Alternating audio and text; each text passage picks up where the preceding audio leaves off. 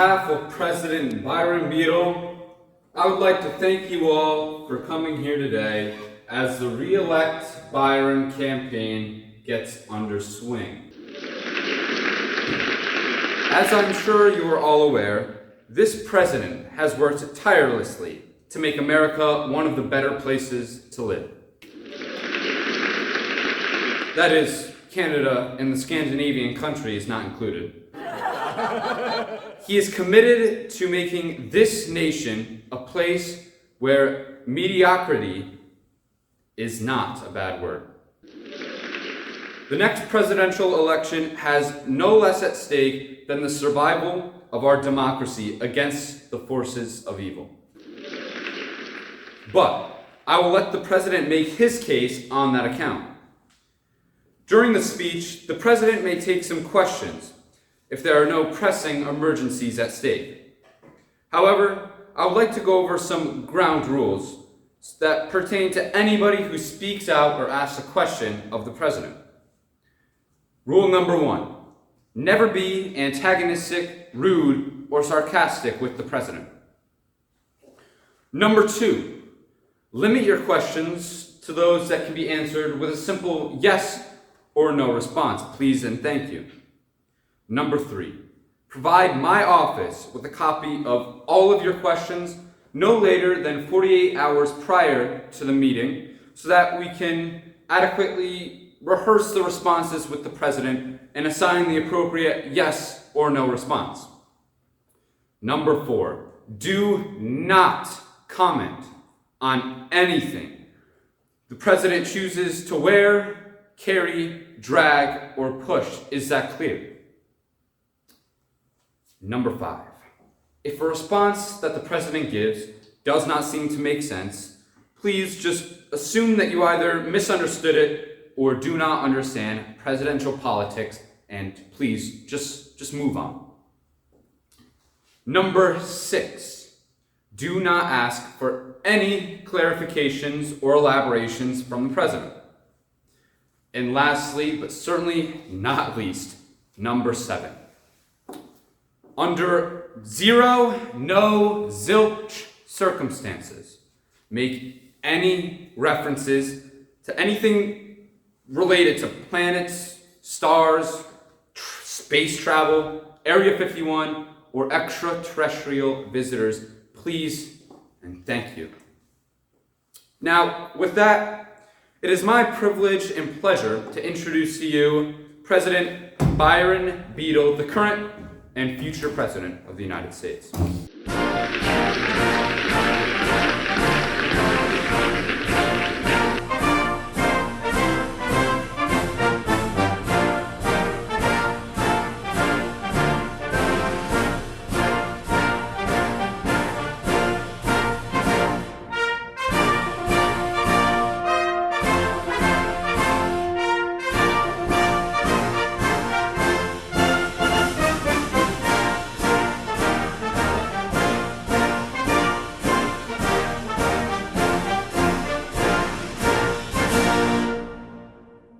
Thank you, Dexter. Good afternoon, ladies and gentlemen. Co's, Zims, Yo's, and Y'alls.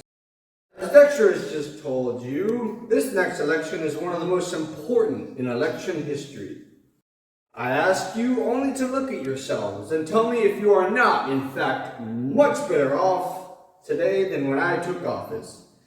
If you lived in Los Angeles when I was elected, you were paying $2.60 per gallon. Gas station owners could hardly eke out a living. Today, you are paying a much healthier $5.84.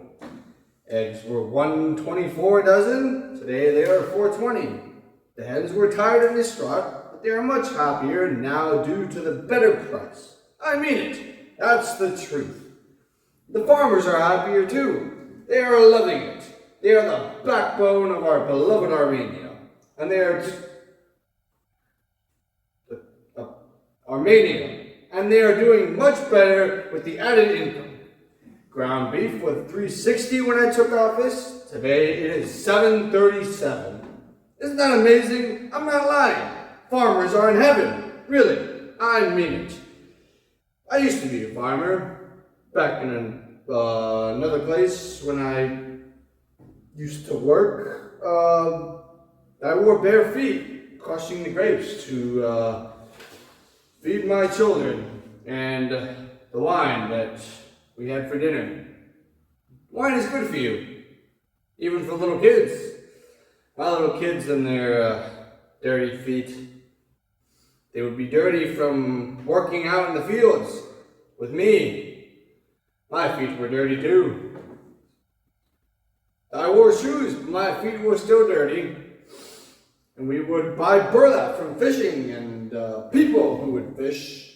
And they would have burlap to wrap the fish. I mean it. And my wife would buy small bits of burlap to stitch together while we listened to the radio, because we could not afford a TV. And she would stitch the burlap together to make me little stockings that I would put on my feet. But they were still dirty. And I would sit with my little children and tell them if I ever became the president, I would wash their little feet. If you elect me, we will continue this upward trend that we will see with eggs and beef and sardines and burlap. Just look at the numbers, man. Mortgage rates are up, and that helps the real estate industry. Interest rates are up, and that helps the treasury notes. Inflation is up, and that helps some other lots of important people. Good people. Salt of the earth. God's children. All of them. Seriously, I'm not lying. Little children and their no longer dirty feet. But there are still challenges.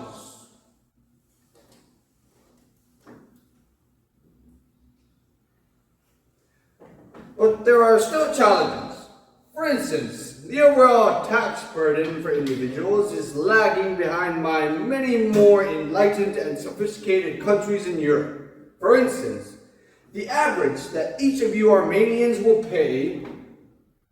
What? American, sir. That's what I said. Now I lost my place on the teleprompter. For instance, the average that each of you Americans pay in taxes is roughly 31% of his income. Or her. What? His or her, sir. Or what? Never mind, sir. My administration is working hard to put taxes on the same upward trend as interest rates and inflation. Secretary of State Jelly Milken is currently forming up a work group of our European friends to find out how we can achieve the success they enjoy. For instance, compare our 31% tax to the UK's healthy 41%. Canada, 45%, Spain, 50%, Norway and France, 57%, and Australia, an outstanding and admirable 57% tax burden on each taxpayer. Does that not make you jealous? I mean it. Look at the numbers. The people personal product index. You know what I mean? That's the truth. Secondly, I want to convert all the terrestrial and space forms of fuel to electricity. Think of it. You will never have to visit a gas station anymore under Secretary Milken's energy plan, which we have dubbed Mother's Milken. Yes, you with the spot on your face. Sir, will we have enough charging stations for all of the automobiles, trains, buses, and boats? We plan to address that after all the vehicles have been converted. But what about the tons of precious metals we will need? I don't know. Dexter? That shouldn't be a problem. There you go. No problem. Yes. With the kind of square-shaped head. Indeed, sir. How will we recharge the spaceships? Aliens? No, sir. He meant, How do you know about the aliens? No, sir. I meant our spaceships. Oh, like the Space Shuttle and Gemini at the Bing. They will just recharge on the interterrestrial space station. Okay, let me continue. According to the Milken plan, the worksheet will be reduced to 30 hours per week and no alien will be required to work on Friday, Saturday, or Sunday. American, sir. Or Armenian. But you may still ask, what about the emergency workers or pirates? Pilots, sir? Surely the country can't just stand still every weekend. Well, no worries. We have thought of that. Anyone who works over 20 hours, 30, sir. 30 hours has to work on those other days that I talked about a long time ago. And we'll be entitled to $700 per hour. Wouldn't that put an undue burden on employers? They can afford it. Sir, wouldn't that cause employers to raise prices? Dexter? Yes, they won't be allowed to under this plan. There you go. Yes. You with the tumor thing on your nose. Can an employer apply for an exemption? Thank you. The first intelligent question of the afternoon. And the answer is, of course. My administration is not heartless or without compassion. We want business to thrive, not flounder. Flounder, sir. Yes, that. No exemptions will be granted based on the worthiness of the applicant. There will be a short 57-page application which will be submitted to our 25-person panel of concubines. What? Arbitrators, sir. That looks like concubines.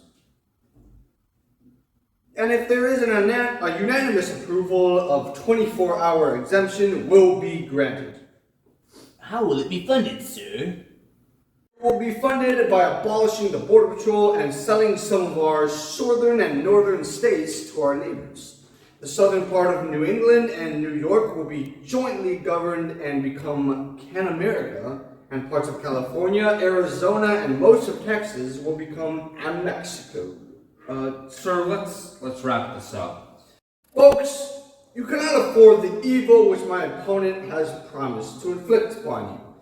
He actually promises to drive down prices. He promises to increase the number of gas-powered engines, which increase the potential number of explosions around our precious children. He promises to violate Mother Earth with drills and other nasty digging equipment, poking holes in the earth and forgotten, and children fall into them. And during the night, if they are sleepwalking or fishing or looking for worms. I'm serious. Look it up. I used to do that thing when I was a kid. The worst of it all is that he promises to drive up the value of the dollar at the expense of the EU. Folks, we cannot let this happen. Let's go, Byron. Let's go, Byron.